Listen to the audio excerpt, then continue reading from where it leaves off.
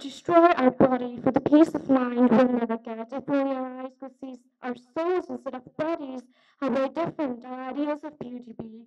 Ladies and gentlemen, I'm Shraddha Rani Baudel from grade 9, representing Audition High School, standing here in front of you all to talk about eating disorder. So what is an eating disorder? It's really an uncommon term, isn't it? Eating disorder is so much more than just about food. It affects the way a person looks at themselves. Eating disorder is a complex mental illness associated with problems with eating.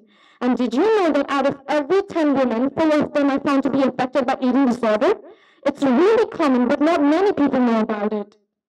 Mostly, women are affected by eating disorder, but 10 to 15% of eating disorder cases consist of men. I mean, you, I, and anyone can have an eating disorder, and we might not know about it due to the lack of awareness towards eating disorder in our society.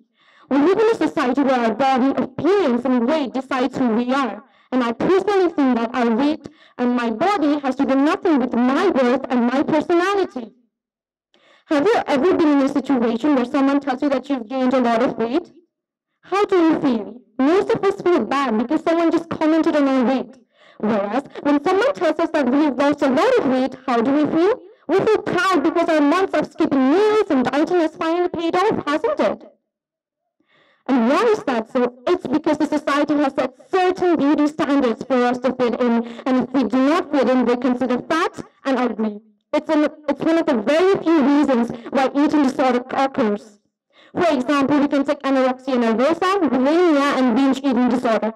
Anorexia nervosa deals with the affected person skipping meals and counting calories to the point where they start to starve themselves. Bulimia associates with the affected person skipping meals in the fear of gaining weight and vomiting if they eat because they don't want to gain weight. Whereas binge eating disorder associates with the affected person eating due to the fear because they don't want to be skinny. So, did you notice that these 3 things have something really common in it? Yes, the fear of gaining weight or losing weight. People really don't acknowledge that the small, harmless comment on somebody's weight could be the starting of an eating disorder. For symptoms typically range from skipping meals, dieting, eating less or more, and working out, avoiding junk food, and vomiting the food they have eaten. It may seem very normal at first, but it gets worse day by day. It gets to the point where the affected person's body starts rejecting food. We live in the 21st century, and yet we are still obsessed with the size 0. I mean, looking at a skinnier model on a size 0 jeans makes you wonder if you're good enough. But it's important that we appreciate ourselves the way we are because we might be never able to achieve those toxic beauty standards the society has set for us. For example, we can take that teens these days are found to be most affected from eating disorders. And why is that so? It's because the society and the teens themselves bully each other for their weight. So it's important that we raise awareness towards eating disorders because prevention is better than cure.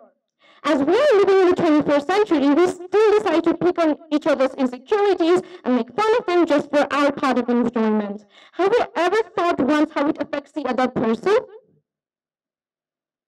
No, we don't, because we don't care about others in this world.